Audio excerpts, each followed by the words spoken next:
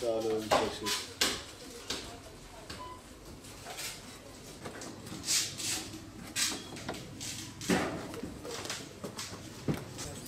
Bir tane daha pembe değil mi?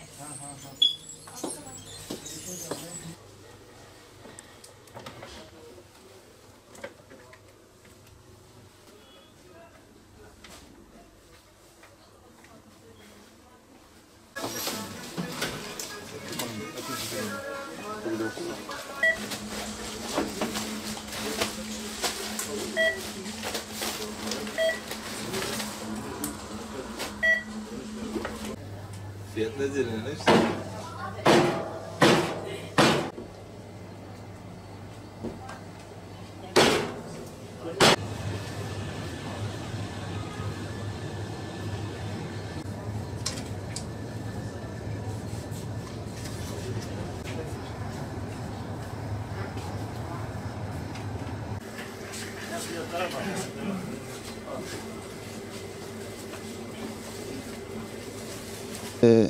Türkiye'de Ukrayna krizinden dolayı 1,5 aylık stoğumuz kalmıştır ve halkımız buna istinaden marketlere, toplu tüketim yerlerine saldırdı.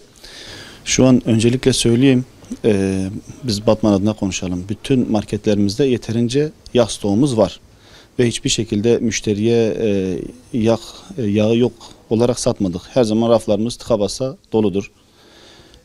Şu anda resmi bir fiyat yok. Resmi bir fiyat yok. Tamamıyla spekülasyon haberler şu an. Yani yeterince şu an depolarımızda yağ var. Müşterilerimizin herhangi bir korkuya kapılmalarına gerek yok yani. Fiyat artışları şu anda fabrikalardan yağ satışı yok şu anda.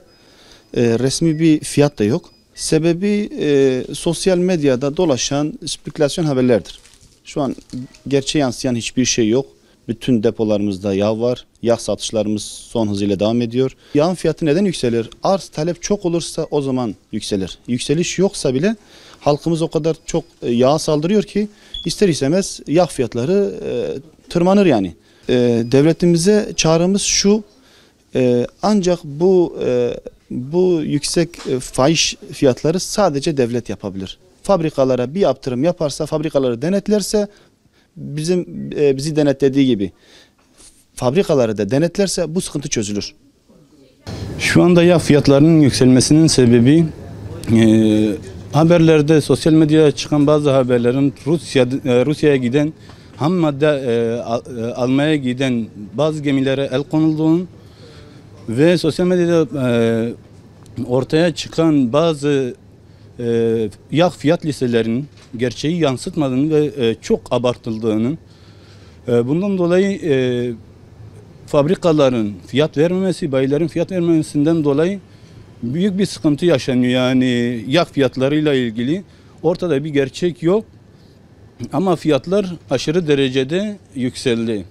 Bu da normal vatandaşların marketlere saldırması, yağ fiyatlarında şu anda gerçekte herhangi bir fabrika fiyat veremiyor. Ortada artık kara borsacılar mı yoksa bazılarının elinde fiyatlar, yani yağ var, bunlar fiyatlar mı abartıyorlar, ellerindeki malı işte satmak için, ellerindeki malı yüksek karla satmak için bu fiyat listelerini ortaya attıklarını duydum. Dün bize gelen bir bayi bazı spotçuların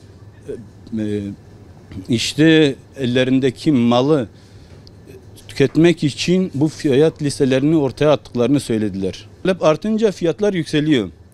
Yani fabrikalar, bayiler fiyat listesi atmamışlar, fiyat vermiyorlar. Hani bayiler bizde yağ yok diyorlar. Yani işin gerçeğini biz de bilmiyoruz. Kesinlikle devlet buna acil bir çözüm bulmalı. Yani ne gerekiyorsa bunu tez zamanda yapmalı. Bir gün önce aldım 4 litre yağı 85 liraya aldım. Şu an 130 milyon, 140 milyon diyorlar. 150 milyon diyorlar. 4 litre 2 gündür içerisinde %100 zam. Tabii yine televizyonda çıktılar diyor Türkiye'de kalmadı, yağ 1,5 ay kalmış. Onun yüzünden millet hepsi saldırdı. Onlar röportaj yaptılar, onlar yaptılar, milleti saldırmaya başladılar. Bunun sorumlusu devlettir. Millet yapmadı ki. Diyor Türkiye'nin yağı 1,5 ay kalmış. Millet yapacak, millet korkudan kaçtı saldırdı marketlerde. Millet buna bir çözüm yapması lazım. Devlet söyle mesela demesin valla böyle bizim ürünümüz az kalmış. Böyle milleti ayağa kaldırmasın. Millet heyecana saldırmasın. Medya etmesin. Söyle buna bir çözüm bulsun devlet. Bir günde %100 zam atılırsa zaten millet olacak. Yarın yağa gelmiş, yarın bisküvi gruba gelecek, yarın bütün maddelere gelecek. Zaten her şey yağla oluyor. Her şey yağla oluyor. Devlete diyorum bu çözüm mesela bu alsın bu yağa. Kaç eşya aldık.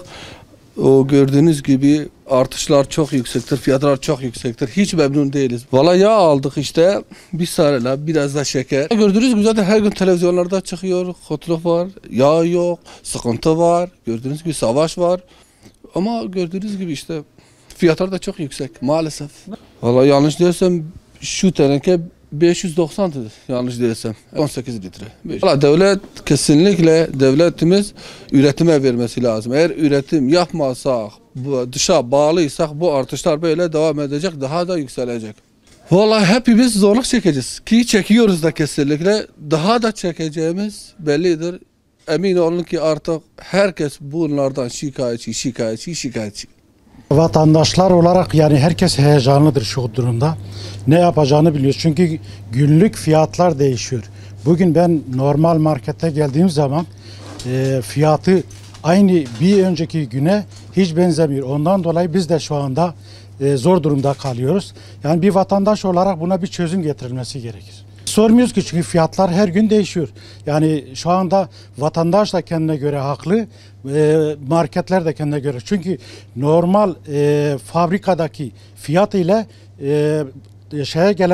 markete gelene kadar arada çok uçurumlar oluyor. Ondan dolayı herhalde onlar da kendine göre haklıdırlar. Devlet kontrol mekanizmayı devreye koyması lazım. Yani böyle olmaz. Yani çok uçurumlar var. Yani şu anda bir markette aldığım yağı öbür markete geçtiğim zaman fiyat değişiyor. Yani bir istikrar yok ortada. Olmadığı zaman insan da şu anda şüphe oluyor. Atıyorum markete gittiğim zaman fiyatı 120 liradır. B markete gittiğim zaman 135 oluyor. Aradaki uçuruma bir anlam veremiyoruz.